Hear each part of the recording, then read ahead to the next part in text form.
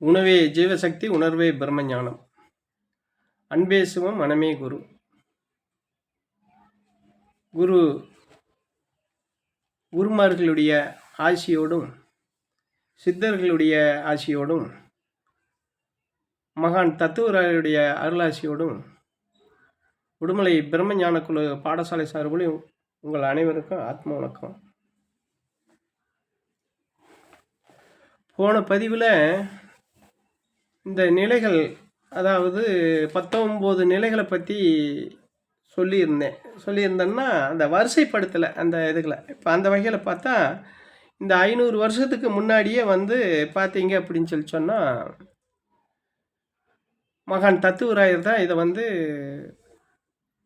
பெருமானார் வள்ளலாருக்கு கொடுத்துருக்காரு. அதுக்கு பின்னாடி தான் வள்ளலார் தன்னுடைய நிலையை மாற்றி அந்த இவர் முன்னாடி உருவ வழிபாட்டில் இருந்த பெருமானார் வள்ளலார் உருவ வழிபாட்டில் இருந்தவர். இல்லை, உருவ வழிபாடு இல்லை, இது ஒளி வழிபாடே, ஜோதியே இறைவன், ஒளியே இறைவன், உருவமெல்லாம் கிடையாதுன்னு சொல்லி அவர் தன்னுடைய நிலையை மாற்றிக்கிட்டார் இல்லைங்களா. இப்போ நம்மளும் அப்படி தான். இப்போ என்னுடைய நிலையும் அதுதான். முதல்ல எதையோ நான் பயணம் பண்ணி எனக்கு அந்த அனுபவம் என்னென்ன அனுபவங்கள் வந்ததோ அந்த அனுபவங்களெல்லாம் நானும் உங்களோட பகிர்ந்துக்கிட்டேன். நீங்களும் இப்போ வரைக்கும் அப்படித்தான் இருக்கிறீங்க. அப்போது அவருக்கு எப்படி மாற்றம் ஏற்பட்டுச்சோ அது மாதிரி தான் இப்போ எனக்கும் ஒரு மாற்றம். என்ன மாற்றம்னா, இல்லை இதில் ஏதோ ஒரு விஷயம் மறைப்பு இருக்குதுன்னு என்னுடைய தேடலினுடைய விளைவு எனக்கு அந்த ஒரு வாய்ப்பு கிடைச்சிருக்கு. அந்த வகையில் பார்த்தீங்க அப்படின்னு சொன்னால் அதுக்கு பின்னாடி தான் அவர் அந்த 6ஆம் திருமுறை எழுதுகிறாரு. அப்போ அப்படிப்பட்ட மகானுக்கே அந்த நிலைனா நம்ம எதுக்கு எந்த இதுக்குமே பிரயோஜனம் இல்லாதவே நம்ப இல்லையா. அந்நாடு சாப்பிட்டுட்டு தூங்கிட்டு உலக ஆசைகளில் ஈடுபட்டு நம்ம வாழ்கிற நமக்கும் தெய்வமாக பிறந்து தெய்வமாகவே இருக்கிறவங்க அவங்களுக்கே அதை கண்டுக்க முடியாமல் ஒரு குறிப்பிட்ட வயசுக்கு பின்னாடி அவங்களுக்கு அந்த அனுபவம் கிடைக்கக்கூடிய ஒரு வாய்ப்பு கிடைச்சி அவங்க இன்றைக்கி அந்த நிலைக்கு போயிருக்கிறாங்கன்னா நம்ம இன்னும் எத்தனை கோடி ஆண்டு இன்னும் நம்ம வாழ வேண்டியது இருக்குது, எத்தனை அவஸ்தைகளை பட வேண்டியது இருக்குதுன்னு நினைக்கிற போது அது சொல்லி மாளாது. அப்போ அந்த வகையில் பார்த்தா அந்த மகான் தத்துவராயர் அடைஞ்ச அந்த 13 அவஸ்தைகளை சொல்கிறேன். அப்புறம் அதுக்கு பின்னாடி இந்த 19 அவஸ்தைகளையும் சொல்கிறேன்.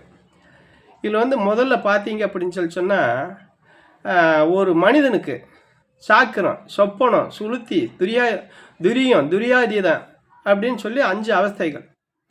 இந்த 5 அவஸ்தைகளை கடந்ததுக்கு பின்னாடி பார்த்தீங்கன்னா ஜீவ சாக்கிரம், ஜீவ சொப்பனம், ஜீவ சுளுத்தி, நிர்மல சாக்கிரம், நிர்மல சொப்பனம், நிர்மல சுளுத்தி, பரசாக்கிரம், பரசொப்பனம், பரசுளுத்தி, குரு சாக்கிரம், குரு சொப்பனம். அதுக்கு பின்னாடி பார்த்தீங்கன்னா ஜீவ சாக்கிரம், ஜீவ சொப்பனம், ஜீவ சுளுத்தி, நிர்மல சாக்கிரம், நிர்மல சொப்பனம், நிர்மல சுளுத்தி, பரசாக்கரம், பரசொப்பனம், பரசுளுத்தி, குரு சாக்கரம், குரு சொப்பனம், குரு சுளுத்தி, குரு துரியாதீதம், குரு துரியம், குரு துரியாதீதம் அப்படின்னு சொல்லி மொத்தம் 14 அவஸ்தைகள் இருக்கு. இந்த 14 தான், இந்த 14 வரைக்கும் இவர் பயணம் பண்ணுறாரு. அந்த 14ல் பயணம் பண்ணும்போது மகான் தத்துவராயர் 14ல் பயணம் பண்ணும்போது 13 தான் இவருக்கு இவருடைய பயணத்தில் அந்த 13 அவஸ்தைகளை தான் தாண்ட முடியுது, அந்த 14க்கு போக முடியல.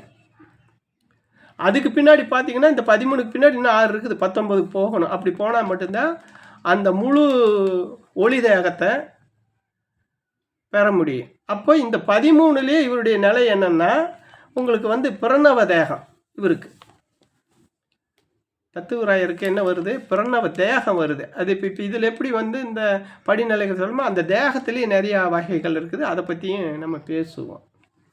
அப்போ இப்படி இருக்கிற போதே ஒரு ஆன்மா அமைதியை பெறணுன்னா குருதுரியமான 13வது நிலையை திரியோத, அதாவது வள்ளல் பெருமானார் சொல்கிறாரு அதை. அதாவது ஒரு ஆன்மா அமைதி நிலையை பெறக்கூடிய இந்த குருதுரியமாகிய 13வது அவஸ்தையை பெருமானான திரியோத சாந்த நிலை அப்படின்னு சொல்கிறார். அது வள்ளல் பெருமானார் சொல்கிறார், திரியோத சாந்த நிலை. இந்த திரியோத சாந்த நிலையை இந்த 13 அவஸ்தைகளை வந்தால் இந்த மாதிரி வருங்கிறது இவர் அகவலில், அதாவது இவர் எழுதின உரைநடை இதில் இதை பற்றி சொல்கிறாரு பெருமானார். அந்த திருவருப்பா அந்த இதில் எடுத்து பார்த்தீங்கன்னா அதில் இருக்குது, அதெல்லாம் பார்த்துட்டோம் நாங்கள். அதில் அவர் எழுதியிருக்கிறார். அப்போ இந்த திரியோத சார்ந்த நிலை அடைஞ்சவர் யாருன்னா மகான் தத்துவராயர். அப்போது இதெல்லாம் பார்த்தீங்க அப்படின்னு சொன்னால் என்னடா புதுசாக இப்போ இந்த மாதிரி இந்த ஆள் என்னமோ வளரிட்டு திரியினேன் அப்படின்னு தோணும். ஏன்னா இது வரைக்கும் இதெல்லாம் நம்ம கேள்விப்பட்டதே இல்லையே. அப்போ இதெல்லாம் என்னென்னா மதமும் சமயமும் இதை நமக்கு தெரியாமல் மறைச்சிருச்சு. அதுதான் காரணம். அதைத்தான் அவர் வேதனைப்பட்டு வள்ளல் பெருமானார் அடடா நம்மளும் இப்படி எத்தனை ஆயிரம் பாட்டுக்கள், முருகன் மேலே எத்தனை ஆயிரம் பாட்டு, அம்மன் மேலே எத்தனை, சிவன் மேலே எத்தனை, எவ்வளவு ஆயிரக்கணக்கான பாட்டை எழுதியிருக்கிறாரு 5 திருமுறையில் இல்லைங்களா. அவர் எழுதின மாதிரி யார் இது வரைக்கும் எழுதுனதும் இல்லை. அது பூராமே தப்பு, அது வேலைக்காகாதது அப்படின்னு தூக்கி எறிகிறதுன்னா அதில் ஒரு வரிக்கு நம்ம அதில் இருக்கிற ஒரு சொல்லுக்கு நம்ம சமமாக மாட்டோம். அவர் சொன்ன அத்தனாயிரம் பாட்டில் ஒரு சொல்லுக்கு கூட, ஒரே ஒரு சொல்லுக்கு அருகதை இல்லாத ஆள் நம்ம நினச்சி பாருங்க. அப்போ இதெல்லாம் பாக்கியம். அதனால் இதில் நம்ம முறையாக பயணம் பண்ணுவோம். வருங்காலங்கள்லேயும் நம்ம இதை அப்படியே பயணத்தில் எடுத்துகிட்டு போகலாம். இருக்க அடுத்த பதிவுகளில் இதனுடைய தொடர்ச்சியை உங்களுக்கு போடுறேன், பார்க்குறவங்க பாருங்கள். இதில் வேறு ஏதாவது வித்தியாசமாக என்னை நினச்சவோ இல்லை நான் தப்பாக ஏதாவது சொல்லியிருந்தாலும் என்னை மன்னிச்சுக்குங்க. ஆனால் அதே சமயத்தில் உண்மை இதுதான். கேட்குறவங்க கேளுங்க, கேட்கறதுக்கு இதில் பிரியம் இல்லைன்னா விட்டுருங்க. அனைவருக்கும் ஆத்ம வணக்கம்.